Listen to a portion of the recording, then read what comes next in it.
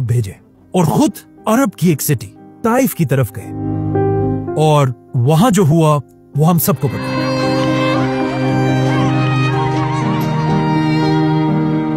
Taif के वाक़े के बाद जब आप सल्लल्लाहु अलैहि वसल्लम वापस मक्का आए और मक्का वालों को ऐसा लग रहा था कि अब आप सल्लल्लाहु अलैहि वसल्लम के पास कोई भी रास्ता नहीं है, अचानक एक दिन अरब की एक छोटी सी सिटी मदीना के लोग मक्का हज करने आए,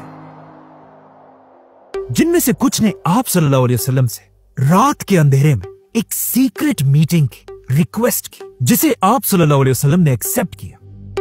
और जैसे ही मक्का में रात का अंधेरा हुआ और मक्का के सारे लोग सो गए, मदीना के कैंप से 73 मर्द और 2 औरतें बाहर निकले और मक्का में एक पहाड़ की तरफ रवाना हुए। जैसे ये लोग मीटिंग की जगह पर पहुंचे, उन्होंने देखा कि सामने से सिर्फ 2 लोग उनसे मिलने के लिए आ रहे हैं, जिनमें से एक तो मोहम्मद सल्लल्लाहु अलैहि वसल्लम थे, लेकिन दूसरे आप सल्लल्लाहु अलैहि वसल्लम के चचा और अबू तालिब के बाद बनु हाशिम के बड़े सरदार हजरत अब्बास रज़ियल्लाहु अन्हु थे।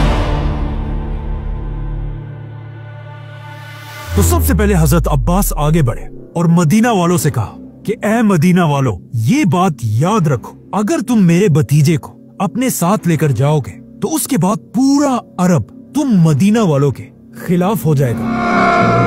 अगर तुम मेरे भतीजे की हिफाजत कर सकते हो तो फिर ठीक है, लेकिन अगर तुम नहीं कर सकते तो फिर इन्हें यही छोड़ो, हम बनु हाशिम खानदान इनकी हिफाजत के लिए तैयार हैं। जिस पर मदीना वालों ने हजरत अब्बास से कहा कि हम एक बहुत ही खतरनाक और एक वॉरियर कौम है और हम अपने खून के आखिरी कतरे तक इनकी हिफाजत करेंगे। इसी के साथ मुसलमानों की हिजरत शुरू हुई और सारे मुसलमान मक्का को छोड़कर मदीना की तरफ रवाना हुए। लेकिन हजरत अब्बास रज़ियल्लाहु अन्हु ने हिजरत नहीं की और वो यहीं मक्का में रहे। और मदीना पहुंचने के कुछ ही अरसे बाद इस्लाम की पहली जंग का वक्त आया, जंगे बदर।